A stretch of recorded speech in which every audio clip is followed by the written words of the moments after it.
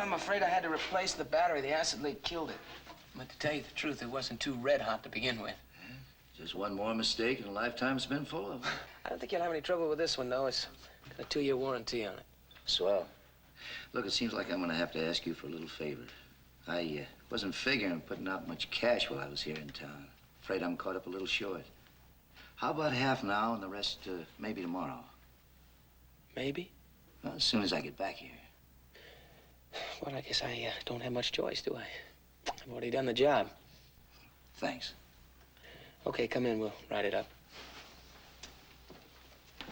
Sorry about this. Well, that's all right. You'll get your money.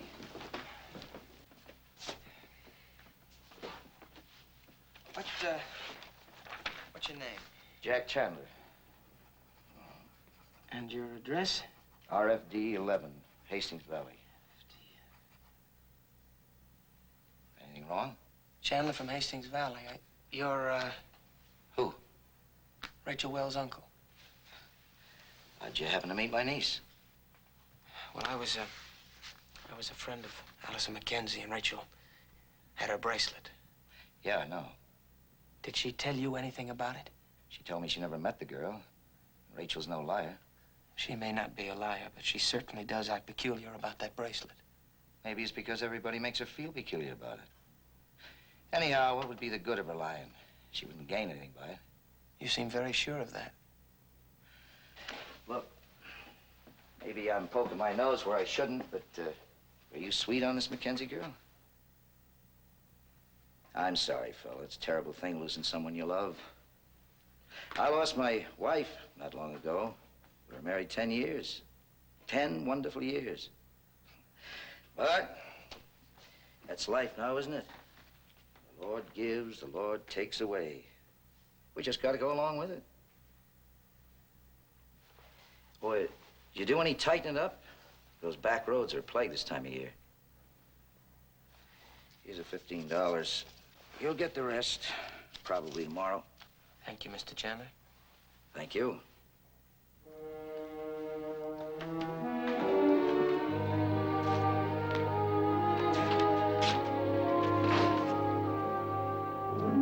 We got to Boston just as the sun was setting. I drove straight to the Peyton Manor. You'll see it someday, a regular fortress. Romanesque arches, huge old Bombay door. It's an anachronism like he is, and just as hideous. Were they surprised to see him? I didn't go in. I just sat in the car and watched the day turn into night. Watched the windows turn red and then go pale.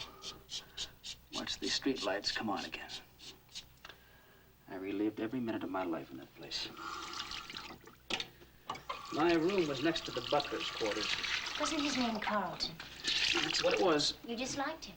I assure you, the feeling was mutual. He used to treat me with sort of a genial contempt. Occasionally, I'd be entrusted with shining Mr. Peyton's London-made shoes, which I did gladly because it gave me something to talk to the old man about. Did I get them shiny enough, sir? Oh. Anything to get his approval, anything. And if he ignored me, the world just didn't spin that day. Did she come there often? Miss Catherine, my mother, about once a month. Sometimes she'd bring Rod and Norman with her, but usually she came by herself. She'd go on a shopping spree. And she'd come out and give her father a fashion show. And he ate that up. He'd have those servants in mortal fear for days before she came. But did you ever meet her? I mean, talk to her? Will you help me with these cufflinks? Take a look at them. She gave them to me when I entered Harvard.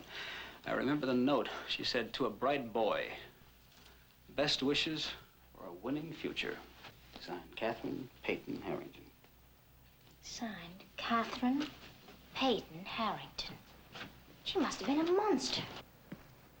Really? She was just a simple part of American aristocracy. Not too bright, very gay, arrogant charm, perfect manners, cold smile, and a will of iron.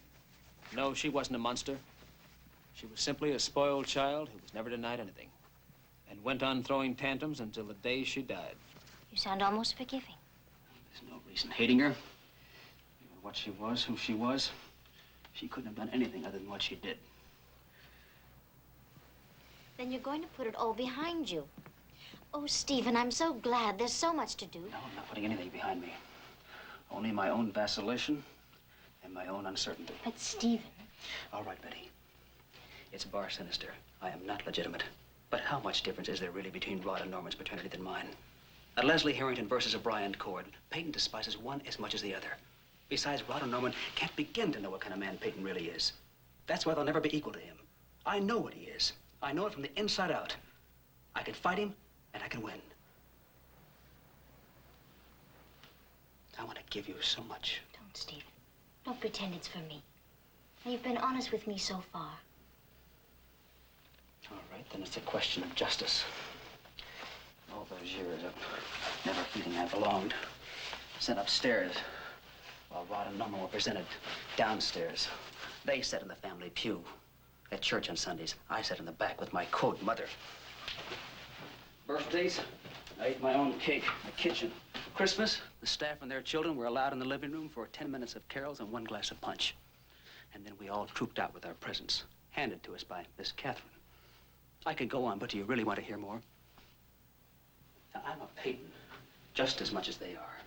I have been denied my birthright, and now I am going to collect. Give yourself a chance to think things over. Everything's happened so fast.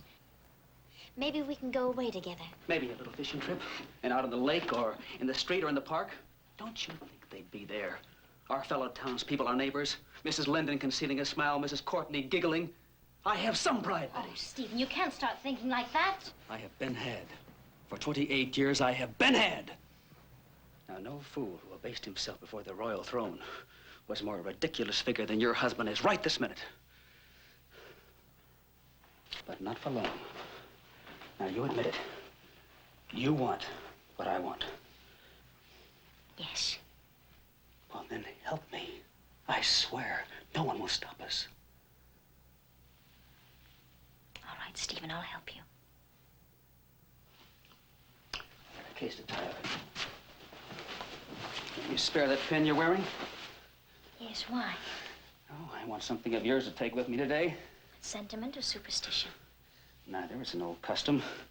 When a medieval knight rides out to do battle, he takes a favor that belongs to his lady. So off to the wars.